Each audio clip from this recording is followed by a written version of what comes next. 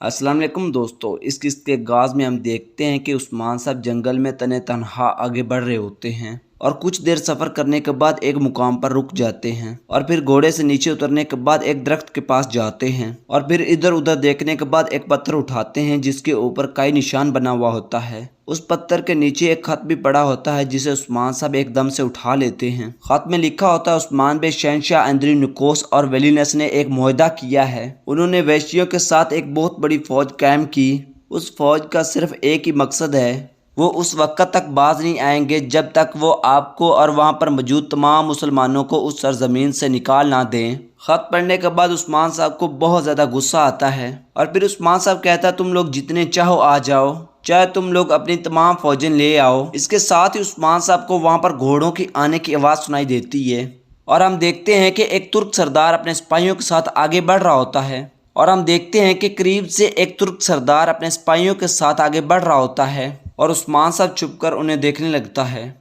फिर उस्मान साहब अल्तुतान से पूछता है चलो आज चलकर देखते हैं कि वो कौन है, लेकिन मुझे उसके लिए भेस बदल कर जाना होगा। ये कहते साथ ही उस्मान साहब अपनी अंगूठियां और अपनी जरा उतारने लग जाते हैं और फिर तेजी के साथ वहां से आगे बढ़ जाते हैं। इधर वो सरदार मुसलसल अपने सिपाहियों को लेकर आगे बढ़ रहा होता है और हम देखते हैं कि उस्मान साहब उनके सामने एक दरख्त के साथ टेक लगाकर बैठे होते हैं। इसके साथ ही सरदार अपने सिपाहियों के साथ वहां पर पहुंचता है और अपने सीने पर हाथ रखकर उस्मान साहब को सलाम करता है। जवाबन उस्मान साहब भी उसके सवाल का जवाब देते हैं और फिर उसके दस्ते का जायज़ा लेते हैं। उनको गौर से देखने के बाद उस्मान साहब को नज़र आता है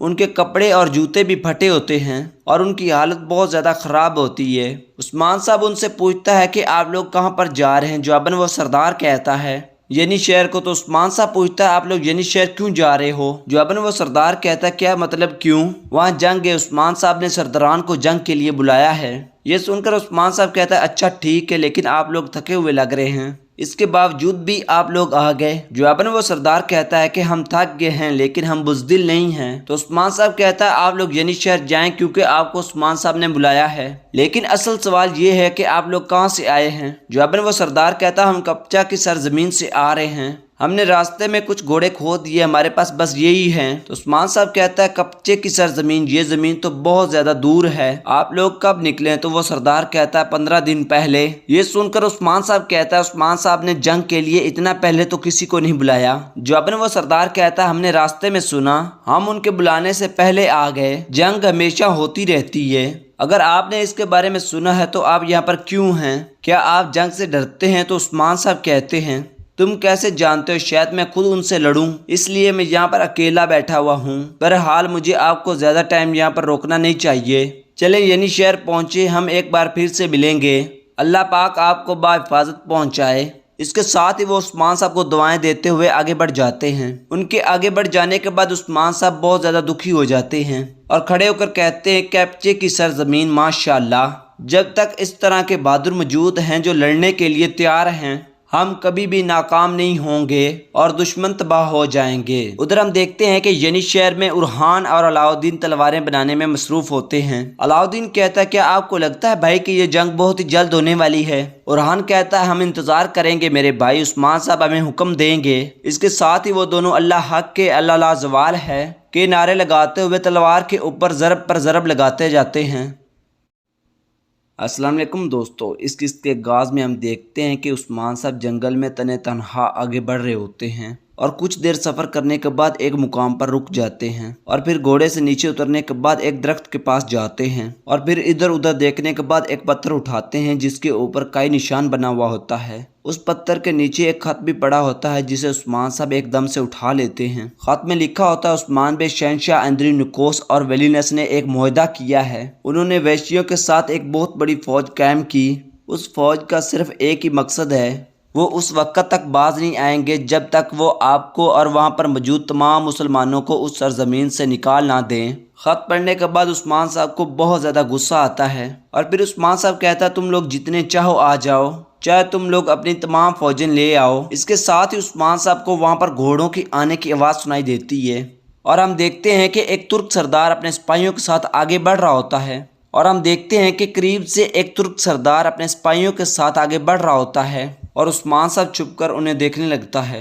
پھر عثمان صاحب التوتان سے پوچھتا ہے چلو آج چل کر دیکھتے ہیں کہ وہ کون ہیں، لیکن مجھے اس کے لیے بھیس بدل کر جانا ہوگا۔ یہ کہتے ساتھ ہی عثمان صاحب اپنی انگوٹھیاں اور اپنی زرہ اتارنے لگ جاتے ہیں اور پھر تیزی کے ساتھ وہاں سے آگے بڑھ جاتے ہیں۔ ادھر وہ سردار مسلسل اپنے سپاہیوں کو لے کر آگے بڑھ رہا ہوتا ہے اور ہم دیکھتے ہیں کہ عثمان صاحب ان کے سامنے ایک درخت کے ساتھ ٹیک لگا کر بیٹھے ہوتے ہیں۔ اس کے ساتھ ہی سردار اپنے سپاہیوں کے ساتھ وہاں پر پہنچتا ہے اور اپنے سینے پر ہاتھ رکھ کر عثمان صاحب کو سلام کرتا ہے۔ جواباً عثمان صاحب بھی اس کے سوال کا جواب دیتے ہیں اور پھر اس کے دستے کا جائزہ لیتے ہیں۔ ان کو غور سے دیکھنے کے بعد عثمان صاحب کو نظر آتا ہے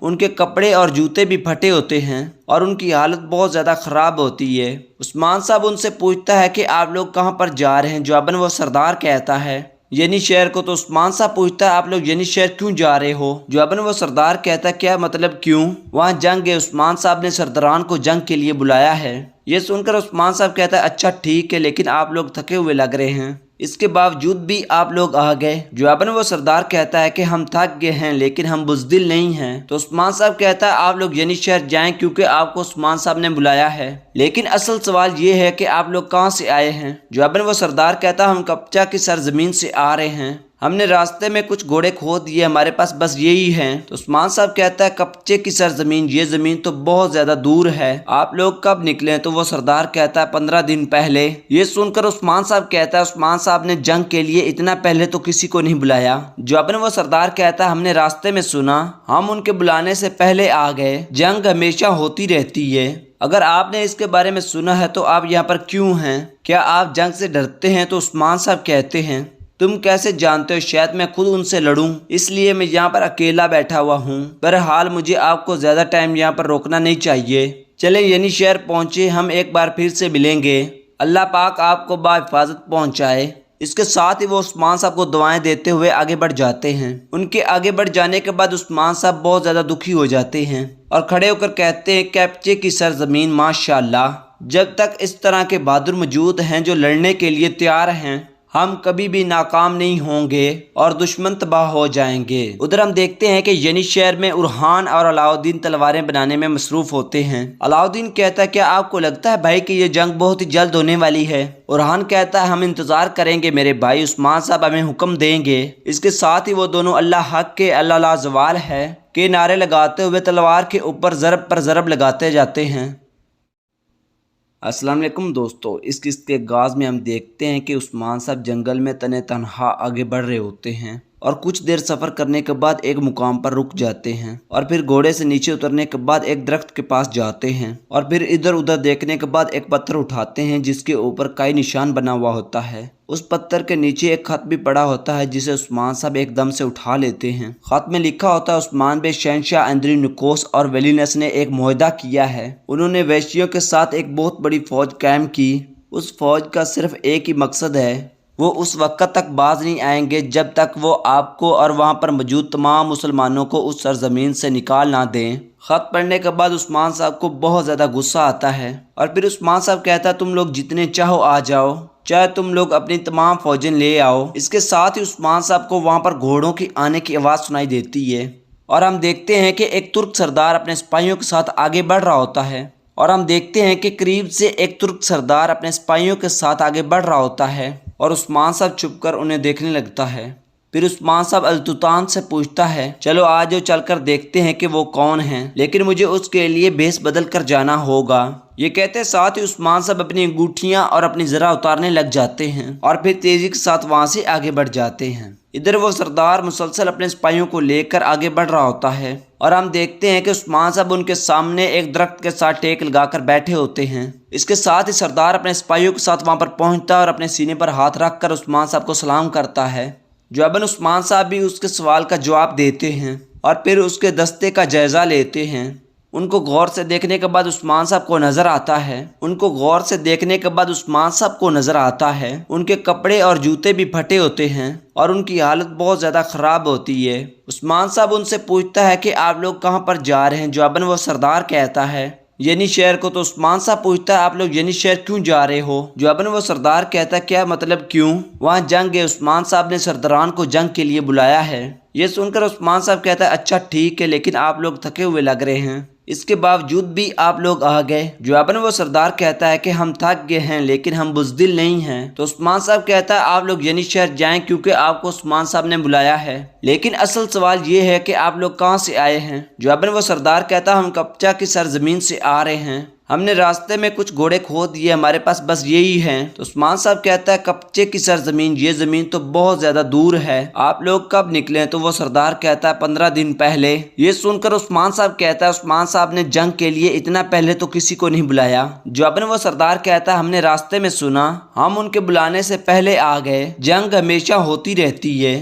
اگر آپ نے اس کے بارے میں سنا ہے تو آپ یہاں پر کیوں ہیں؟ کیا آپ جنگ سے ڈرتے ہیں؟ تو عثمان صاحب کہتے ہیں تم کیسے جانتے ہو؟ شاید میں خود ان سے لڑوں، اس لیے میں یہاں پر اکیلا بیٹھا ہوا ہوں، بہرحال مجھے آپ کو زیادہ ٹائم یہاں پر روکنا نہیں چاہیے، چلیں یعنی شہر پہنچے، ہم ایک بار پھر سے ملیں گے، اللہ پاک آپ کو بحفاظت پہنچائے۔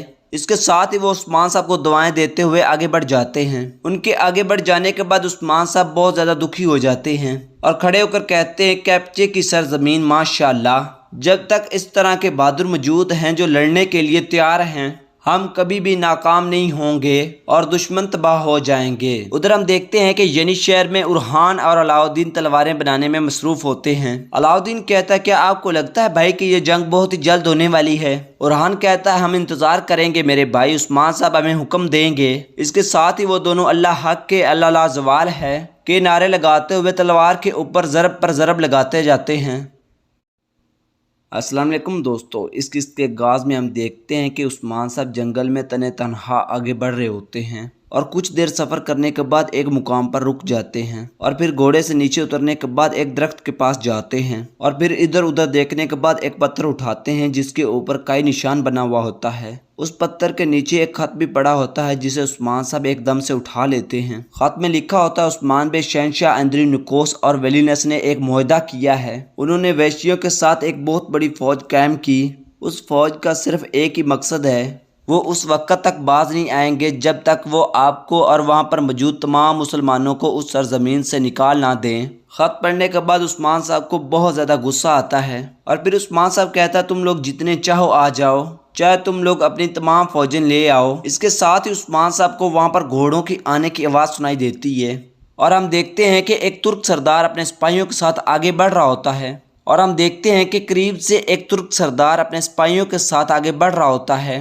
اور عثمان صاحب چھپ کر انہیں دیکھنے لگتا ہے۔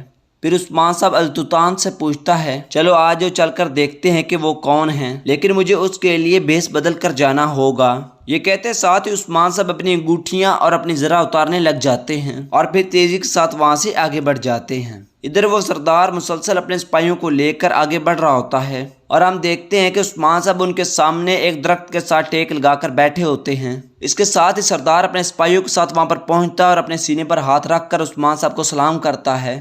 جواباً عثمان صاحب بھی اس کے سوال کا جواب دیتے ہیں اور پھر اس کے دستے کا جائزہ لیتے ہیں۔ ان کو غور سے دیکھنے کے بعد عثمان صاحب کو نظر آتا ہے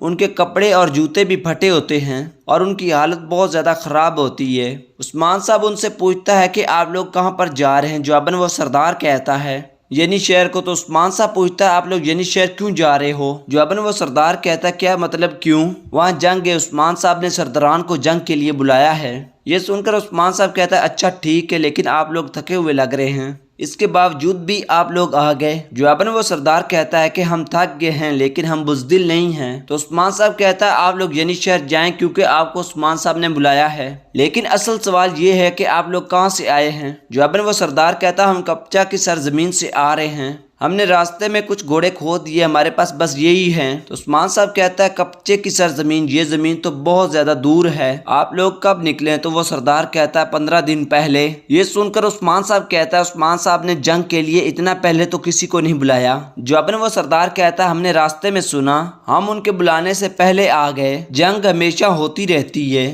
اگر آپ نے اس کے بارے میں سنا ہے تو آپ یہاں پر کیوں ہیں؟ کیا آپ جنگ سے ڈرتے ہیں؟ تو عثمان صاحب کہتے ہیں تم کیسے جانتے ہو؟ شاید میں خود ان سے لڑوں، اس لیے میں یہاں پر اکیلا بیٹھا ہوا ہوں، بہرحال مجھے آپ کو زیادہ ٹائم یہاں پر روکنا نہیں چاہیے، چلیں یعنی شہر پہنچے، ہم ایک بار پھر سے ملیں گے، اللہ پاک آپ کو بحفاظت پہنچائے۔ اس کے ساتھ ہی وہ عثمان صاحب کو دعائیں دیتے ہوئے آگے بڑھ جاتے ہیں۔ ان کے آگے بڑھ جانے کے بعد عثمان صاحب بہت زیادہ دکھی ہو جاتے ہیں اور کھڑے ہو کر کہتے ہیں کیپچے کی سرزمین ماشاءاللہ، جب تک اس طرح کے بہادر موجود ہیں جو لڑنے کے لیے تیار ہیں، ہم کبھی بھی ناکام نہیں ہوں گے اور دشمن تباہ ہو جائیں گے۔ ادھر ہم دیکھتے ہیں کہ ینی شہر میں اورحان اور علاؤالدین تلواریں بنانے میں مصروف ہوتے ہیں۔ علاؤالدین کہتا ہے کیا آپ کو لگتا ہے بھائی کہ یہ جنگ بہت ہی جلد ہونے والی ہے؟ اورحان کہتا ہے ہم انتظار کریں گے میرے بھائی، عثمان صاحب ہمیں حکم دیں گے۔ اس کے ساتھ ہی وہ دونوں اللہ حق کے اللہ لا زوال ہے کے نعرے لگاتے ہوئے تلوار کے اوپر ضرب پر ضرب لگاتے جاتے ہیں۔